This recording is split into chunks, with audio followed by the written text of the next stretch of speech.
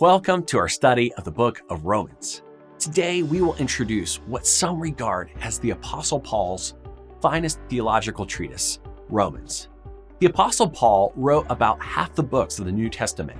The collection of his 13 letters begins with his letter to the Romans. Now, the organizers of the New Testament kept Paul's letters together, but they are not arranged in the order they were written. They are arranged first into community letters, then personal letters. After that, they are arranged by size. Romans is the first of his letters in the community section because it's the longest. 1 Timothy is first in the personal letters because it is the biggest of those. It's followed by 2 Timothy because they go together by recipient. Now, Romans, our focus for today, is the theological masterpiece of the Apostle Paul. On the surface, the content of this letter appears to have little to do with the Roman Christians exclusively, especially in comparison to the deeply personal nature of books like Corinthians and Galatians. This is an easy misperception because Paul did not know this body of believers before writing to them. Romans is intended as a letter of introduction. Paul hopes to make Rome his new ministry base, an efficient point of departure and return for missionary journeys further west. The churches of Rome are, however, having a difficult time, so Paul shapes his introduction of himself and his theology in a way that is particularly meaningful for the Romans and their situation. Shaping theology to an occasion, as Paul does in Romans and some of his other letters, is often called occasional theology. So, as was common with many congregations during this era, converted Jews played a significant role in church leadership. As Jesus himself noted in Matthew 13:32, a scholarly Jew converted to Christ becomes instant leadership, bringing out of his treasure things new and old. Recent political circumstances have therefore created a challenge for Roman congregations. In Acts 18:2, after Paul had departed Athens and arrived in Corinth, we read, "He found a Jew named Aquila, a native of Pontus, having recently come from Italy with his wife Priscilla, because Claudius had commanded all the Jews to leave Rome. Though the exact date is debated, the event is verified in Roman records as the third expulsion of its kind." Now, tensions between Jews and Gentiles of that day are almost unavoidable given the radically different backgrounds from which they launched into Christian service. Whatever natural tensions existed in the Roman churches prior to the expulsion, however, the departure and return of now displaced Jewish leadership has intensified the division. In the absence of Jewish leaders, new Gentile leaders rose to fill the void, creating a power struggle upon Jewish return. Some have even suggested that Jewish believers and Gentile believers may have begun forming separate house churches. Paul's letter to the Romans pursues mutual benefit between himself and the Roman Christians. They have what he needs and he has what they need. In Romans 14:19, Paul entreats, "So then, let us pursue the things which make for peace and the building up of one another."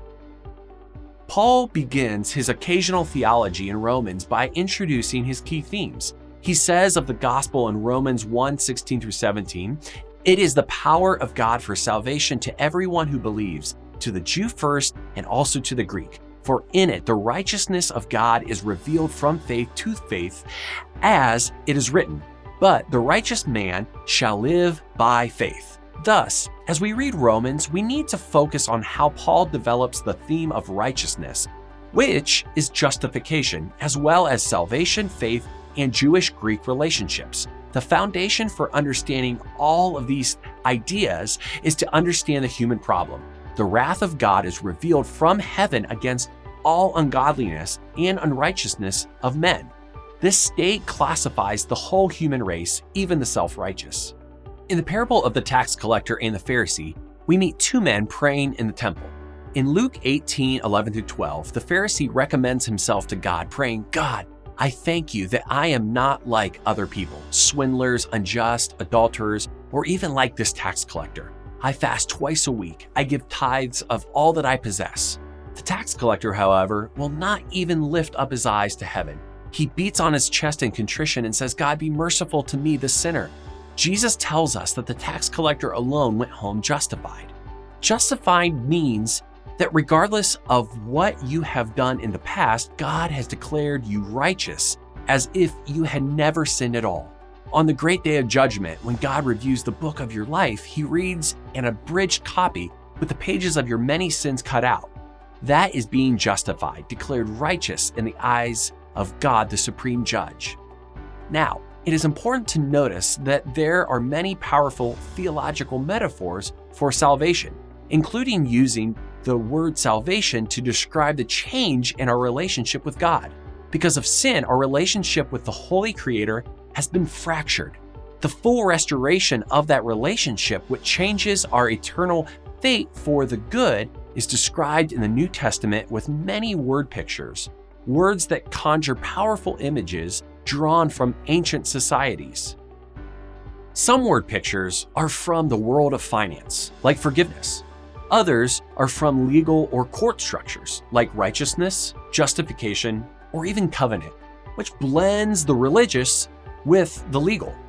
There are many terms used to paint covenant pictures, like baptism into, circumcised hearts, communion, new covenant, and the like.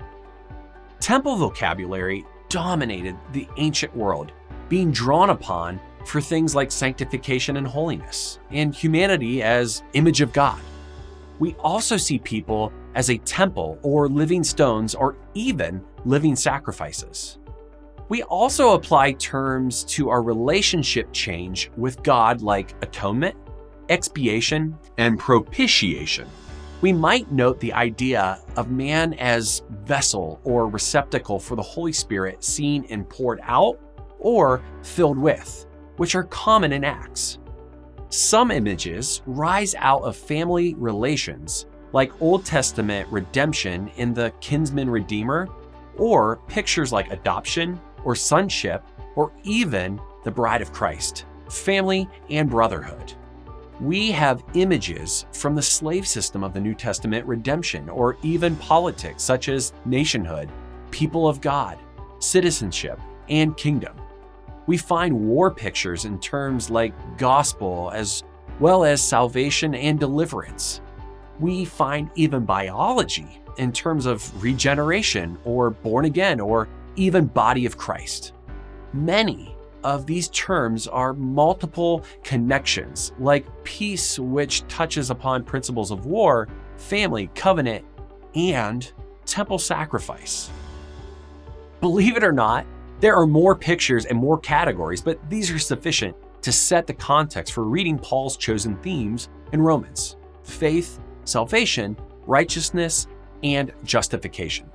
Paul brings all these themes to bear upon the struggle between Jew and Gentile in the new covenant community.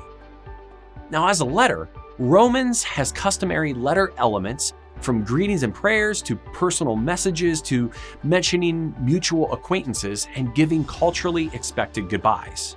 Inside the letter structure, which has been divided into 16 chapters by church scholars, Paul accomplishes his purpose of introducing his theology and central message, adapting it to their dilemma, and seeking the goodwill needed for each to be a mutual benefit to the other going forward. The first 4 chapters of Romans tells us about justification as it relates to people who have sinned, establishing first that Jew and Greek are unified by being equal sharers in the human inclination to sin. There is no personal interest in justification or repentance unless the full conviction of being a sinner is driven home. The second set of 4 chapters, 5 through 8, relates justification to the person who is, in fact, justified. Once God has declared you righteous, how are you expected to live? How can you possibly live that way? God expects you to live right once He declares you to be righteous. Now, how do you live right? How do you live as a justified person? Chapters 5 through 8 speak to living a righteous life in the power of the Holy Spirit. In Romans 9 through 11, Paul relates justification to the whole world in Israel. These are 3 of the most critical chapters in the Bible on the subject of how Israel relates to the church. Romans 9 through 11 anticipate the questions in the reader's mind concerning God's promises to Israel. If God's promises to Israel have failed, how can we trust God to hold faithful to his promises for the church and the Christian? Thus, this discussion is included by Paul to defend his point in Romans 8 that nothing can separate us from the love of God and that we can trust in his saving power both now and in eternity. When you get to chapters 12 through 16 of Paul's letter to the Romans, you will read the practical application section. Most of Paul's letters divide into two sections, teaching and application. Looking for this division in Paul's letters will help you understand him better. As defined earlier, a gospel is good news. Yet, in returning to unpack the first chapters of Romans, we find Paul painting a pretty bleak picture. Here in the bleak news, however, we find the thing that makes the good news that much better. Romans 1 through 4 gives us the bad news. Paul accuses the Gentiles of sinning by suppressing the truth of God in order to justify their selfish and destructive lifestyles. If they acknowledge what creation clearly teaches concerning the Creator, they cannot sin in peace and self-satisfaction, so they suppress that knowledge and ignore what nature preaches. But Paul's message here is not to just the Gentiles, it is to all people, Jew and Gentile, to you and me, because all people have sinned. In these first 4 chapters, Paul tells us about the reactions of God to man. Since man is determined in his sinful course, God has given them over to what they want. 3 times in the first chapter, Paul says the same thing. First, in 1:24, we read, "Therefore God gave them over to the lusts of their hearts to impurity." Then in 1:26 we find, "For this reason God gave them over to degrading passages." And finally in 1:28 he says, "God gave them over to a depraved mind." What this means is that God punished humanity's rebellion against him by letting them pursue their sin and reap the consequences of it. He gave them over to the life of sin. This passage should frighten us. It is pure grace when God disciplines us for our sin, seeking to keep us from destructive paths. Think about a parent disciplining a child when they have done something wrong. Parents show grace in disciplining children because they love them and want to teach them how to behave, how to survive, and thrive.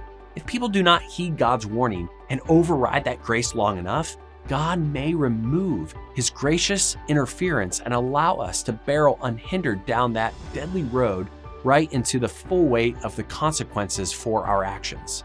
If you find yourself on that path, turn to God today. The reason God acts this way towards sin is because of his righteousness. The righteousness of God is a recurring phrase in Romans and a source of much debate. Righteousness and unrighteousness speaks to one's relationship to a legal or covenantal standard. The righteousness of God then speaks to the divine standard against which one is measured by the divine judge. As creator, God's character establishes that standard. This means that in our rebellion, we as people cannot meet that standard. Sin is an offense to the Holy One that cannot be overlooked. God's goal is a relationship with man, but man's incapacity to achieve rightness with God forms a barrier. This means that 2 things are revealed here in the character of God. First, the righteousness of God, and then the wrath of God. The wrath of God is the permanent, consistent attitude of the Holy One towards sin. As we close, we look back to the first chapter of Paul's magnificent letter and focus in on the gospel, the good news about Jesus. Paul is going to tell us that through Jesus Christ, God declares sinners righteous. But in doing so, Paul addresses the sobering point that the human family is unrighteous first to last, both Jew and Gentile, and God will not overlook it.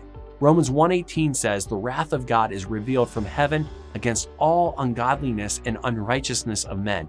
So our sin must be confronted.